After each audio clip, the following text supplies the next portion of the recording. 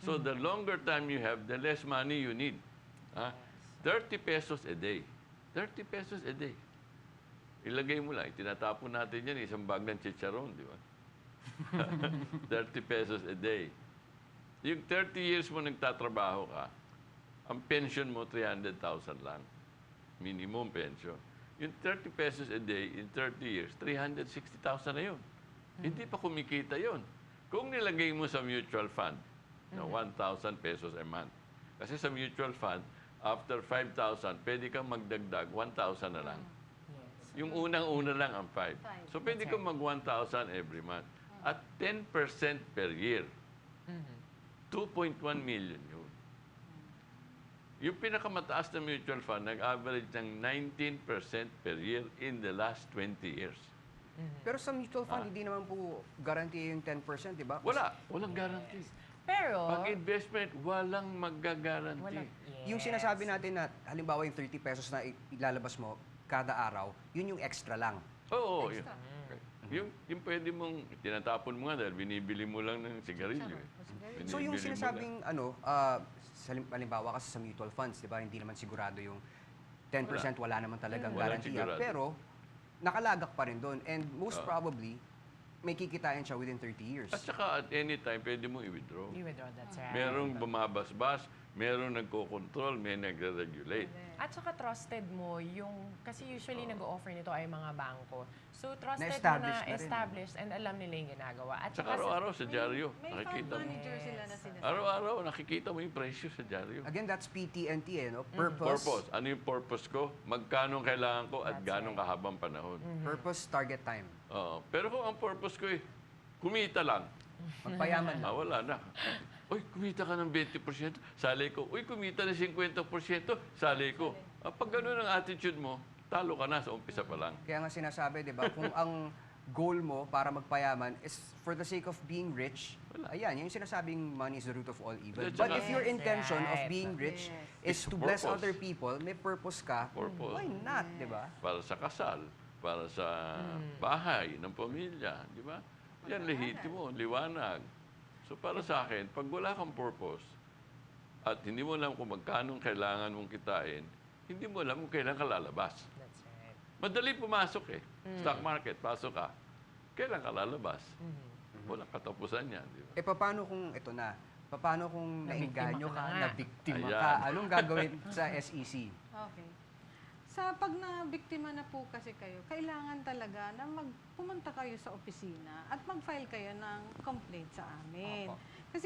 Kasi kami ang magiging prosecutor nyo, kami ang magpa-file ng criminal case against the company.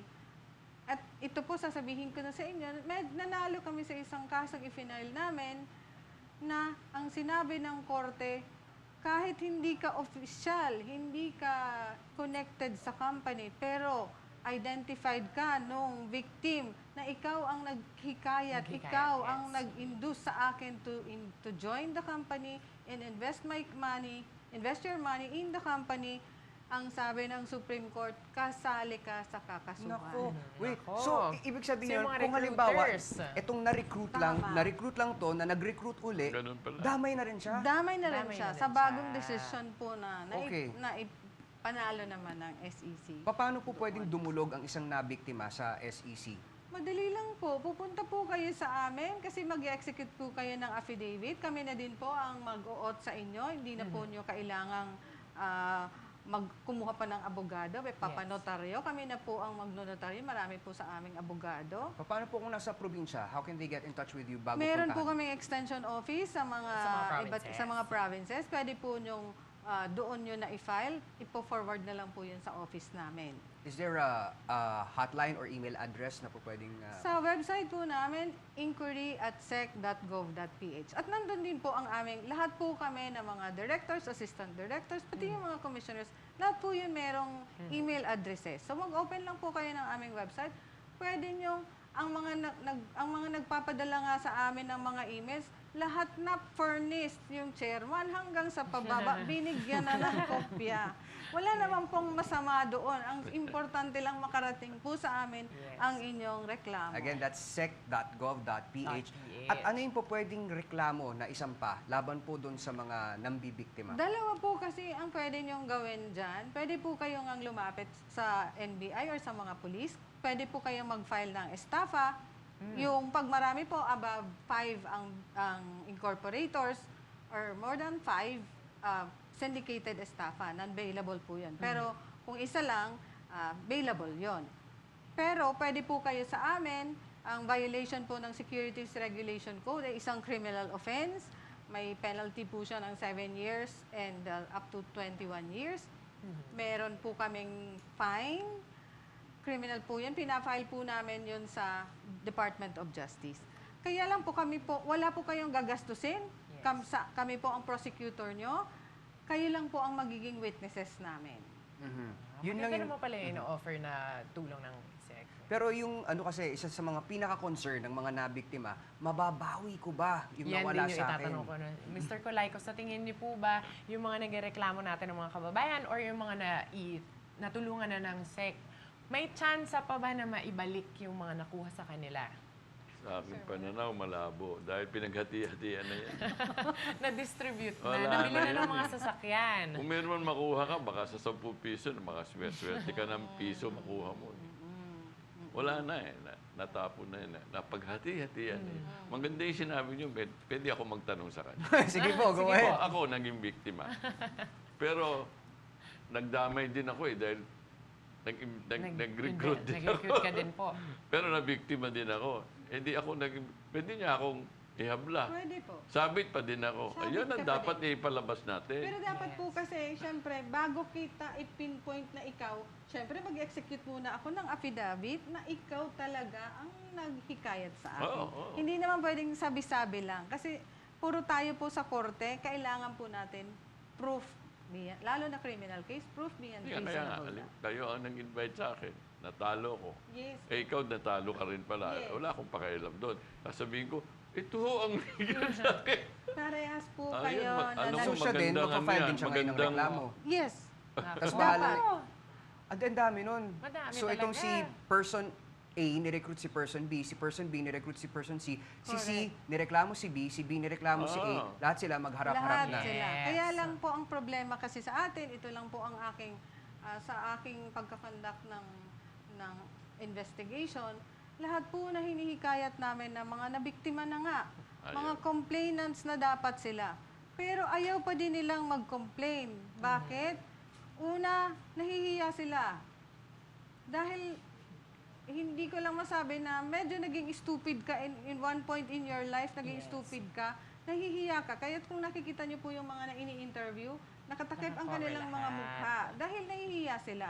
Pangalawa, sasabihin nila, maliit lang naman ang ininvest ko. Bakit ako magpapakaabala pa na pumunta sa korte, pumunta sa SEC, gagastos pa ako, konti lang naman ang in-deposit ko, ang ininvest ko.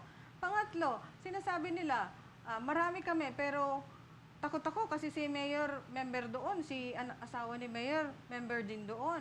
So marami pong rason kung bakit hindi natutuloy ang aming mga kaso kasi sila po mismo ng mga biktima at takot din na lumapit sa amin. Nako, Carlo. Aalamin pa natin mamaya kung paano ba natin masusolusyonan ang mga ganitong klase ng scam. Kaya wag po kaya alis mga kaibigan dahil magbabalik po agad ang Diyos at Bayan.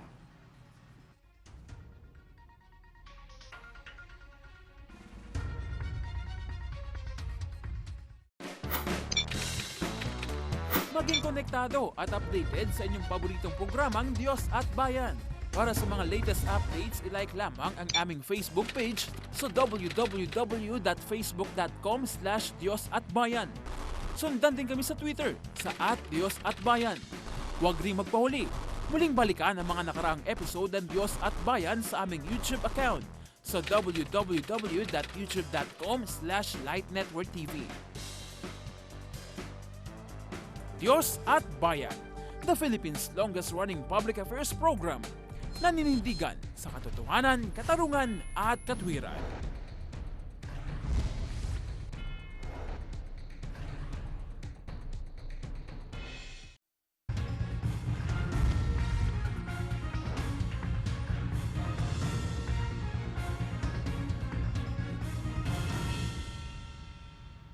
Mga kaibigan, nagbabalik po ang Diyos at Bayan sa ating topic pa rin na investment scam na naman. O, saan ba tayo na putol kanina? Ating usapan, di ba? Yun nga, kung meron bang mga naibabalik. Meron na ba tayong cases na may... Meron po kaming isang naibalik, yung Glasgow Credit Corporation, na naibalik po namin halos kalahati dun sa nakuha sa publiko. Naibalik po namin yon. Pero halos po kasi talaga hindi na naibabalik. Kung matatandaan po nyo yung legacy scam medyo noon malaki po, yan. wala na halos na ibalik yun. Kasi wala na talagang assets po ang legacy. Kaya hanggang ngayon, wala na din pong mapuntahan yung mga tao. Namatay pa po si Mr. Celso de Los Angeles.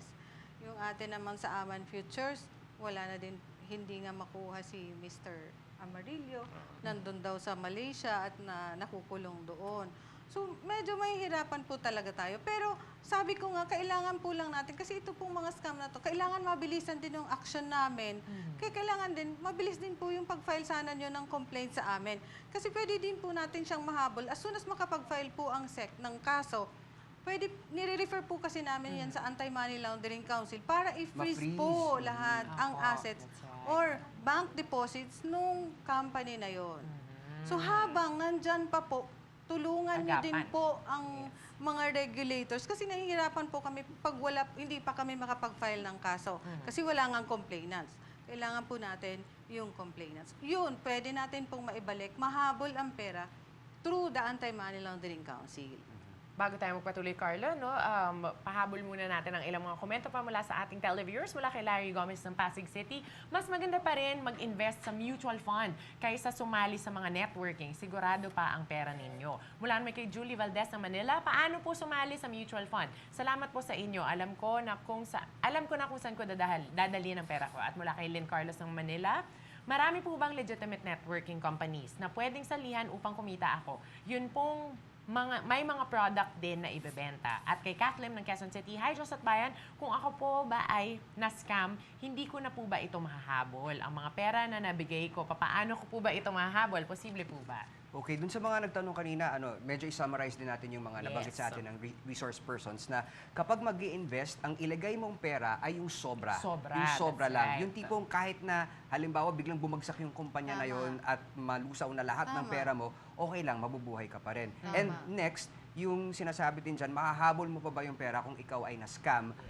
Itratuhin mo nang hindi mo siya makukuha at all. At kawang-gawa na lang na magrereklamo ka Tama. para hindi na mabiktima yung iba. Tama. Pero kung mabilis nga daw, di ba, at makikipagtulungan sila sa SEC Tama. para mahabol pa nila, baka may chance. Pero ano na yun Consider mo na lang talagang wala. hope for the best but expect the worst. That's Yun. right. Tapos tinatanong din dyan kanina yung mutual funds, paano Mutual daw funds. makakapag-mutual funds. Marami namang available, magtanong lang sa mga pinakamalapit na mga bangko. I'm sure marami silang maibibigay They agad. can email us sa info@colaycofoundation.com or tawagan kami sa 637-3731. We do this as public service. Bibigyan namin kayong listahan ng mga lehitimo, sinong pwede niyong puntahan, at meron kaming information. Or better still, you attend our seminars.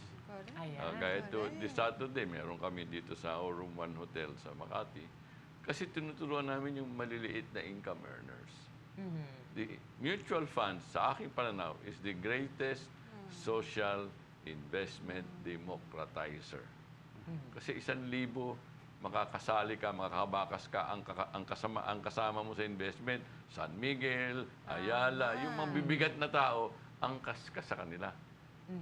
Kung baka nakibakas ka sa kanila. Di ba? Di mas maganda ang laban ng pera mo. Pero tama ka, Carlo, walang guarantee. Walang guarantee. Ang guarantee ko lang, pag hindi ka marunong mag-invest, zero ka. That's right. That's right. Actually, natulungan din ako ni Sir dahil dun sa kanyang mga tinuturo. Kaya ako napa-mutual funds. Anyway, isa pa dun sa mga, yung charisma, di ba? Yung kaibigan factor. Paano di ba ba? natin hihindian? Turuan nyo naman kami, paano ba humindi? Lalo na kung kaibigan mo, tapos yung pagkumbinse, talagang tagos sa puso. Ayan. Nilibre ka pa. Nilibre pa ako ng pizza. Dapat po marunong tayong magsabi na hindi. Paano? Dapat po maging mapagduda din po tayo. Yung be skeptical. Hindi po lahat ng tao pwede mong pagkatiwalaan.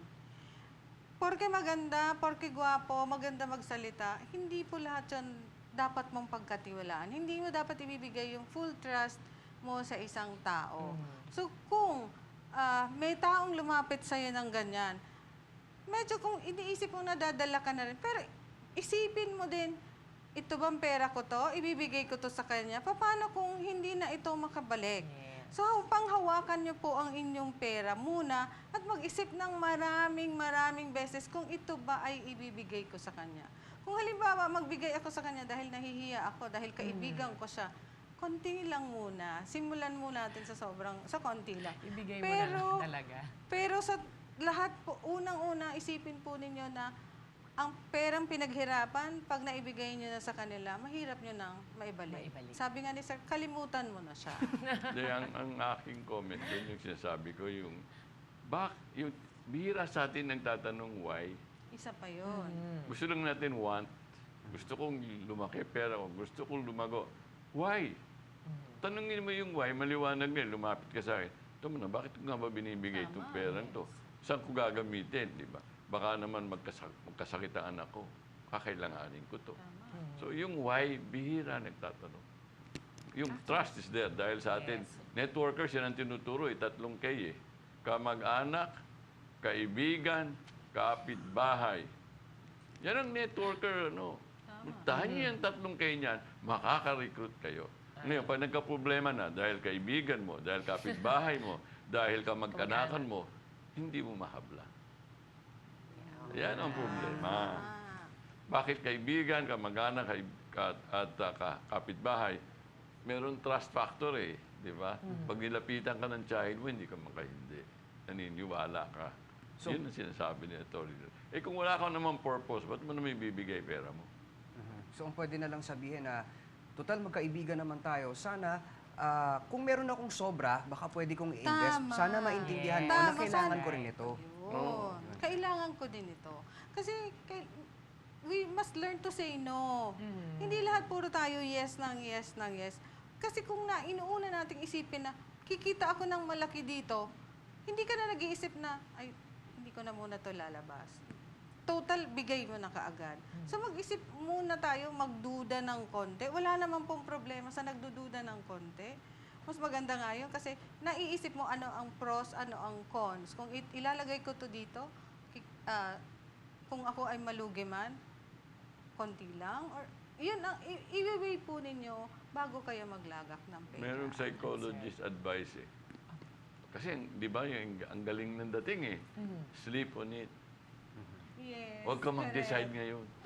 Tulugan mo muna. Oo. Kasi marami Hindi din sa naman mga... nagmamadali eh. Kasi kinabukasan, iba na Iba na yata ang ano mo. desisyon mo. Iba na. Kasi marami din pagka dadaling ka nila sa presentation, gusto na nila ng sagot. Tapos pagka nagkausap kayo, hindi ka nakumbinse, dadalhin ka sa isang magbibigay ng testimonial, dadalhin ka uli, kasi kailangan na ng sagot. Saka, lalagayan ka na kaagad ng papel para pumirma ka na. That's right. Daming ganyan. Hindi makahindi. Pwede naman talaga maiwasan yan. So ngayon po sa ating pagtatapos ng ating diskusyon, maaari lamang po ba namin hingan kayo ng inyong closing words para sa ating mga televiewers at syempre naman tips din also para sa kanila. Well, if you're talking about investment, all returns in this world are risk-driven. Lahat may kasamang risko. The real formula, pagpapalago, pag-invest, is panahon and focus on the risk. Can you afford this risk? Baka catastrophic risk yan. Na pag matalo ka, ubus ka. Kung pwede ka magpapatalo, yun lang itaya mo. Doon tayo nakafocus. And panahon. The quickest way to get rich quick is to get rich slow. Slow is fast. Pag pera ang pinag-uusapan. Thank you po. Napakaganda. Attorney? Thank you very much. Sa akin po, kahit po paulit-ulit, gusto ko pong sabihin na yung paulit-ulit, if an offer appears too good to be true, ang sinasabi nila, it's probably is. Pero para sa akin po, if an offer appears too good to be true, it is not true. Yun ang aking pananaw doon. At wag po tayo doon sa sinasabing passive income lang. Na parang kay Juan Tamad na nakahiga ka lang, mahuhulog ang pera sa'yo. Ang pera po pinaghihirapan, kikita ka, mas masarap pong kumita ng pera na galing sa pawis at hirap mo. Kaya nga na hindi ko po man paniwalaan itong mga nagpo-post sa Facebook na ito yung aking perang kinita at parang nakapamaypay, ipopost pa. Ako po ang sweldo ko na kinita ko ngayong buwan na to. Hindi ko ipapakita na ito ang sweldo ko ngayong buwan na to. Dahil takot ako baka manakaw pa to, Manakaw, that's mas right. snatch pa tong pera ko na pinaghirapan ko ng isang buwan. Kaya po yan, pag pinapakita nilang gano'n, ibig sabihin, madaling nakuha, madali din pong mawawala. At panghuli po, kayo po ang nagkukos ng misery sa ibang tao. Nagpasarap kayo ng pera na galing sa ibang tao na pinaghirapan nila. Ayaw kong gamitin yung karma, pero darating at darating, babayad kayo ng babayaran nyo yon sa ating Panginoon. Thank you very much Thank po. you very much. KA, anong takeaway mo dyan? Naku, napakadami. Kasi ako mismo, even before ay na-offeran na din ng mga ganyan. Pero ako kasi medyo strong-willed talaga ako na yun nga, agree ako kay ma'am na dapat I'm after hard-earned money. Kahit gaano pa katagal yan, basta pinaghirapan mo, ay dadating ka naman din doon, di ba? Sipag at tiyaga kung gusto nating yumaman. Tapos, yun nga, number one, madali lang pong mag-no. Napaka-daling sabihin, no. Hindi. Sige, magkwentuhan na lang tayo, friend. Catch up, ganyan. Pero kung bibentahan tayo ng something else, or kung gusto nyo supportahan yung kaibigan nyo, merong into networking na ganitong klase, edi sige, bumili tayo ng produkto para makatulong sa kanila kung maganda talaga yung produkto. Pero other than that, alalahanin natin na kung medyo shady na talaga yung ino-offer sa inyo, isipin natin na pag tayo sumali dito, balang araw tayo din manglalamang ng kapwa. Kaya mo ba yun? Ako hindi ko kasi kaya manglamang ng ibang tao. So, yun nga, alamin din natin and nakuha ko kay Mr. Calaiko na magtanong tayo, para saan ba yung gusto mo na investment? Kasi maraming katumbas yan. Kung para sa health, meron tayong mga pwedeng salihan na investments na nag-focus on health. Kung para sa bahay, for your future. So, kailangan lang natin mas maging aware kasi hindi natin alam na yung mga lehitimo talaga na mula sa mga bangko ay hindi din naman ganun kalaki na amount yung ina-ask from us. So, yun. Palaguin natin yung pera natin wisely and wag lang tayo basta-basta magpapabugso sa ating damdamin. Right. I think napakaganda rin nung tinuro sa atin kanina. No? Na, of course, in everything, we have to take risks. But there are calculated risks at saka yung risk na okay lang, hindi madidisgrasya yung pamilya o yung mga pinaghirapan. right. And that's the risk that we can take. Yung mga pwedeng mawala, yung mga extra na lang. Kung maglalagay ka ng pera sa investment, yung extra, isipin mo na, posibleng mawala na to. So yun yung isang bagay na dapat natin tandaan, na iniisip ko rin lagi, na pag maglalagay ako ng investment, mabubuhay pa ba ako kung ilalagay ko yan at extra na lang yan? Yes, that's Sana yung right. mga kababayan natin, mga kaibigan natin na nanonood, ganun din, bago pumasok sa ganyan. At kapag hinikayat ka na, may risk naman talaga pag pumapasok sa anumang bagay, dito ka na maglagay ng investment. Think again, lunukin mo muna, ano ba ang gusto mo mangyari? Because if your purpose, I think it boils down to purpose also eh. Kasi kung ang purpose mo, yumaman lang dahil sa greed, because I want to have a better life, gusto ko ganyan. Yes. Doon tayo nagkakaproblema. That's when money becomes a real problem, the greed for money. Pero if your purpose is, I want a better life for the education of my children or the health of my parents or something like that, di ba? Pag-iisipan mong mabuti, pwede Kung mo bang saan. lagay lang kung saan-saan? That's O right. hindi? So, with that, I hope ang daming nakuha na takeaway din ng ating mga viewers ngayon. Kasi, tandaan natin, hindi naman masamang yumaman. Di ba? In fact, pag yumaman tayo, marami pang pwedeng mabless. But the greed for money, nagkakaproblema tayo dyan. That's right. Kaya para po sa God's Word ngayong gabi, makikita po yan. Ayan, makikita po ang God's Word ngayong gabi sa... Abangan lang po natin. Ito na, ang first book of Timothy, chapter 6, verse 10. Ang sabi dito, "For the love of money is the root of all kinds of evil. Some people eager for money have wandered far from the faith and have pierced themselves with many griefs." Maraming salamat po mga kaibigan sa pagsama ninyo sa amin ngayong gabi. Hanggang sa susunod na linggo, sa ngalan po ni Brother Eddie Villanueva, ako po si Carlo Lorenzo. At ako naman po si K.A. Antonio at ito po ang Diyos at Bayan!